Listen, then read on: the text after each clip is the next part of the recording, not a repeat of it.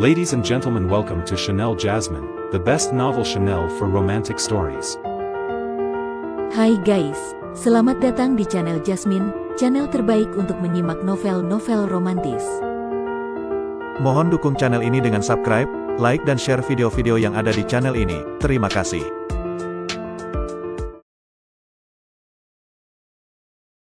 Kaisar Agung Seni Bela Diri bab 1340. Setelah kembali dari sekret ruang rahasia zaman kuno, Luo Xiu berencana untuk melakukan retret kultivasi. Qi Yurong hendak membuka mulutnya dulu, ia punya keberanian besar untuk kembali ke alam huang dengan risiko nyawa. Namun saat kini benar-benar berhadapan dengan Luo Xiu, tiga kata yang ingin ia ucapkan justru tak sanggup terluapkan. Saat ia masih ragu, Luo Xiu sudah melangkah masuk ke Istana Sura. Segera setelah itu, cahaya formasi muncul di luar istana, menandakan bahwa selama masa retret, tidak ada satupun yang diperbolehkan masuk. Yurong, mengapa kau tidak mengatakannya padanya? Di samping Qi Yurong, Zian juga menatap bayangan punggung Luo Xiu yang sudah menghilang dari pandangan. Aku tidak tahu bagaimana harus mengatakannya. Qi Yurong menundukkan kepala. Di hatinya, ada perasaan sedih yang lembut. Ia menyadari bahwa dirinya telah melewatkan kesempatan untuk menyatakan perasaannya. Kesempatan yang terlewat itu, mungkin adalah satu-satunya dalam hidupnya. Zian tidak berkata apa-apa lagi, karena ia merasa dirinya tidak memiliki hak untuk mengomentari Qi Yurong. Ia juga tahu betul mengapa Yurong begitu ragu karena dulu, ia sendiri pun demikian. Kebangkitan Luo Xiu telah mereka saksikan dengan mata kepala sendiri. Tahun-tahun berlalu begitu cepat kini, Luo Xiu telah menjadi penguasa Sura yang berada jauh di atas mereka. Jarak di antara mereka terus membesar, hingga mereka merasa tak pantas untuk mencintainya, apalagi menyatakan perasaan itu secara langsung. Bertahun-tahun lalu, Zian sudah menyadari kenyataan tersebut. Ia menyimpan perasaannya untuk Luo Xiu jauh di lubuk hatinya. Dalam hidup ini, ada dua keinginannya yang paling besar, melihat adik laki-lakinya, Jiang Ming, tumbuh menjadi kuat, dan bisa menemani Luo Xiu, bahkan jika hanya dari kejauhan. Di antara semua perempuan yang ada di sekitar Luo Xiu, Zian bisa dikatakan yang paling matang. Bahkan sejak masih berada di alam lautan bintang, ia sudah menjadi makhluk dewa dan iblis yang telah berlatih ribuan tahun. Maka, ia bisa memahami dengan jernih perasaannya sendiri, bahwa mencintai seseorang tidak berarti harus memilikinya. Kak Zian, aku harus bagaimana? Tanya Qi Yurong dengan mata yang mulai memerah. Apa kau benar-benar mencintainya? Tanya Zian sambil memandang Yurong. Qi Yurong mengangguk tanpa ragu. Tapi Zian kembali berkata, tapi, pernahkah kau berpikir, kalau kau menyatakannya dan dia menolakmu, bagaimana kau akan menghadapinya? Qi Yurong terdiam, tak tahu harus menjawab apa. Aku yakin kau pun bisa merasakannya. Luo Xiu menanggung beban yang sangat berat. Ia berlatih mati-matian, langkah demi langkah menjadi kuat, semata-mata untuk melindungi kita semua yang berada di sisinya. Yuer dan Ruoer pun belum diketahui keberadaannya. Menurutmu, apakah saat ini waktu yang tepat untuk membicarakan perasaan? Kata-kata Zian membuat Qi Yurong tak bisa membalas. Jika kau percaya padaku, izinkan kakak memberimu satu pesan. Waktu mengalir bagai air, selalu tanpa suara. Selama kau baik-baik saja, maka bagiku, hari itu adalah hari cerah. Dengan helaan napas lirih, Zian berbalik dan pergi. Qi Yurong tetap berdiri di tempatnya, menahan air mata yang menggantung di matanya, tatapannya nanar dan kebingungan. Waktu berlalu bagaikan arus, walau seringkali kita hanya diam tanpa bicara, tapi asal kau baik-baik saja dan bahagia, maka setiap hariku akan terasa cerah. Pada saat itulah Qi Yurong memahami perasaan Kak Zian. Hanya seorang perempuan yang bisa benar-benar mengerti perempuan lainnya. Bukankah selama ini ia tahu bahwa Zian pun mencintai Luo Xiu? Tapi Zian tak pernah sekalipun mengungkapkan isi hatinya. Ia benar-benar seperti seorang kakak, diam-diam menemani Luo Xiu, bahkan jika tidak bisa membantu, setidaknya tidak menambah beban baginya. Ia hanya diam-diam menatap Luo Xiu dari kejauhan. Meskipun Luo Xiu tak pernah memandangnya barang sekejap, baginya, selama ia bisa melihat Luo Xiu, itu sudah cukup. Setelah menyadari semua ini, Qi Yurong akhirnya tahu bahwa keinginannya untuk bisa diterima Luo Xiu dan menjadi istrinya adalah keinginan yang sangat egois. Ia hanya memikirkan dirinya sendiri, tanpa mempertimbangkan perasaan dan beban Luo Xiu.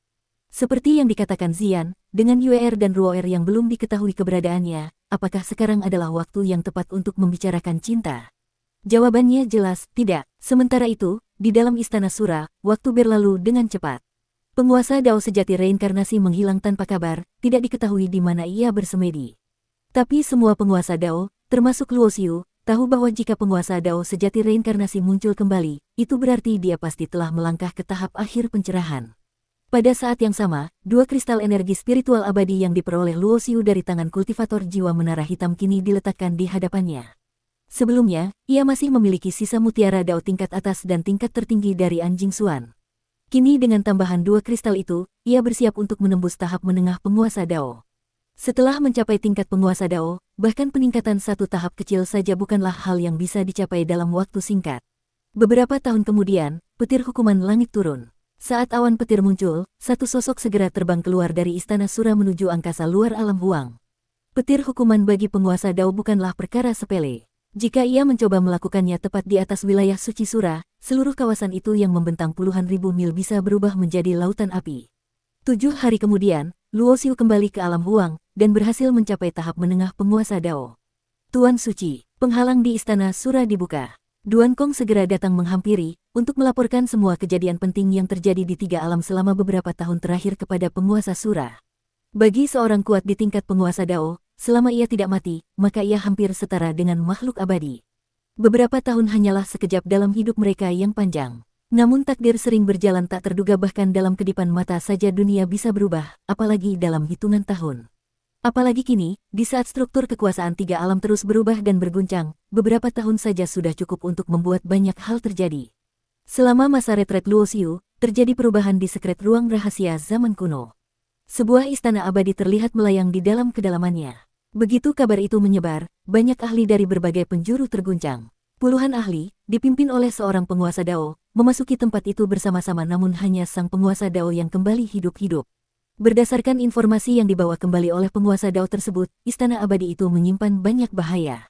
Bagi mereka yang berada di bawah tingkat penguasa Dao, masuk ke dalam sana sama saja dengan mencari mati. Hanya 1 di antara 10 yang bisa selamat.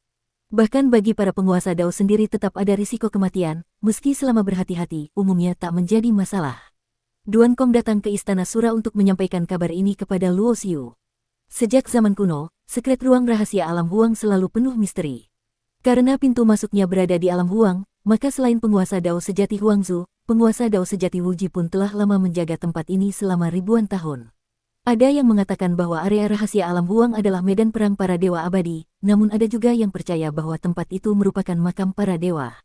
Bahkan, Raja Abadi Yunlong, saat menjelang ajal, berubah menjadi cahaya abadi dan terbang masuk ke dalam bagian terdalam dari area rahasia alam huang. Bagian terdalam dari area rahasia alam huang, ya. Mata Luo Xiu menyipit. Ia memang tak bisa meramal takdir, tetapi nalurinya bagaikan firasat dari langit membisikkan bahwa badai besar tengah mendekat. Sejak mencapai tahap pertengahan penguasa Dao, aura Luo Xiu menjadi semakin tak terukur. Ketika masih berada di tahap awal penguasa Dao saja, kekuatannya sudah bisa disetarakan dengan penguasa Dao sejati biasa.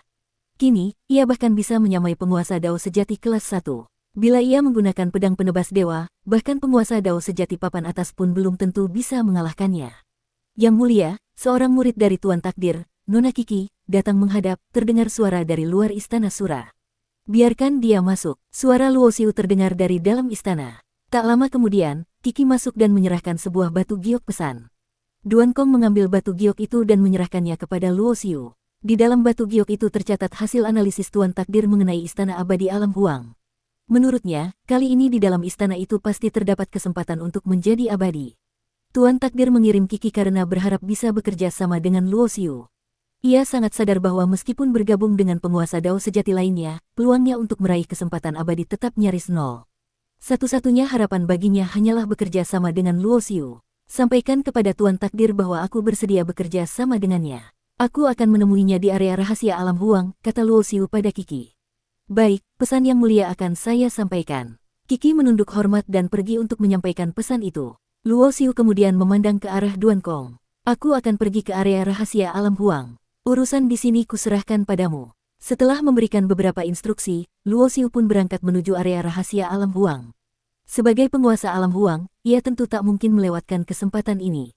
Saat melangkah keluar dari Istana Sura, pandangannya terarah ke menara emas besar Menara Huang yang mengambang di langit. Selama bertahun-tahun, menara itu terus menyerap esensi asal penguasa Dao sejati Huangzu. Sedikit demi sedikit, aura dari sang leluhur mengalir keluar dari menara. Jika terus berlanjut seperti ini, bukan tidak mungkin penguasa Dao sejati Huangzu akan bisa hidup kembali. Di bagian luar area rahasia alam huang, Luo Xiu pun bertemu dengan Tuan Takdir. Sebuah kapal ilahi kuno berwarna hitam membelah ruang angkasa. Cahaya teleportasi dan aura luar biasa berkumpul dari segala arah. Munculnya Istana Abadi Alam Huang telah menarik perhatian para ahli dari seluruh 3 alam yang berdatangan tanpa henti. Jagat raya ini begitu luas dan tak terbatas. Jumlah ahli sebenarnya jauh lebih banyak daripada yang tampak di permukaan. Banyak dari mereka yang sebelumnya menyepi, kini mulai menampakkan diri. Sejak zaman dahulu, area rahasia alam Huang memang penuh dengan misteri. Kabar bahwa Raja Abadi Yunlong menghilang ke dalamnya saat ajal mendekat bukanlah rahasia lagi di era Dayan. Maka tak heran, kemunculan Istana Abadi Alam Huang kali ini menimbulkan kegemparan yang jauh melebihi kemunculan istana terbang sebelumnya. Para ahli pun berkumpul. Penguasa Dao sejati Wuxin datang dengan membawa para penguasa Dao dari Sekte Agung Xuan Huang serta banyak penguasa tertinggi lainnya. Mereka menaiki kapal Dao tingkat atas berwarna hitam yang memancarkan aura luar biasa. Penguasa Dao sejati Naga Yin yang dari alam Taiksu pun hadir secara pribadi. Seekor binatang raksasa sepanjang 10.000 zang membentangkan punggungnya sebagai panggung bagi para klan naga iblis yang memancarkan aura menakutkan. Dari sisi lain, para leluhur dari alam luar, termasuk penguasa Dao sejati Wuji, penguasa Dao sejati Xuan, dan penguasa Dao sejati Zhou, juga turut hadir, masing-masing diiringi oleh banyak pengikut penguasa Dao. 7 orang penguasa Dao sejati telah tiba, namun bayangan penguasa Dao sejati reinkarnasi belum juga terlihat. Begitu pula dengan Zhu, Huang, dan Hong, 3 leluhur kuno yang berbeda dengan Xuan dan Zhou, karena mereka tidak memiliki metode untuk memutus keterikatan antara diri mereka dan harta asalnya. Penguasa Sura, dan Tuan Takdir. Saat Luo Xiu dan Tuan Takdir muncul bersama, seluruh perhatian langsung tertuju pada mereka. Zhou Zhu, bukankah Tuan Takdir itu orangmu? Tanya Xuan Zhu kepada Zhou Zhu. Zhou Zhu yang sejak awal menutup mata hanya menggeleng tanpa berkata apapun. Kemampuan untuk mengintip takdir bukanlah hal sepele. Justru karena itulah, meski tampak seperti guru dan murid, Zhou Zhu sebenarnya selalu menekan Tuan Takdir. Sebab, jika Tuan Takdir berhasil melangkah ke tingkat penguasa Dao sejati, maka ia bisa saja melihat takdir semua penguasa Dao sejati lainnya sesuka hati. Tuan Takdir menyadari hal ini dengan jelas. Itulah sebabnya ia paham bahwa bekerja sama dengan Zhou Zhu hanya akan membatasi pertumbuhannya. Untuk melampaui batas dan mengejar keabadian, ia harus mencari sekutu lain. Karena itu, ia mempertaruhkan segalanya pada Luo Xiu. Meskipun hanya penguasa Dao tahap akhir, ia sebenarnya sudah mampu melihat nasib para penguasa Dao sejati. Bukan karena tidak bisa ia lakukan melainkan karena ia tidak berani melakukannya. Tapi Luo Xiu, dia adalah satu-satunya orang yang tak bisa dilihat takdirnya. Dan itulah sebabnya Tuan Takdir yakin, menaruh harapan pada Luo Xiu bukanlah kesalahan. Ia adalah orang yang bisa melihat takdir namun kali ini, ia memilih bertaruh dengan takdirnya sendiri. Bersambung.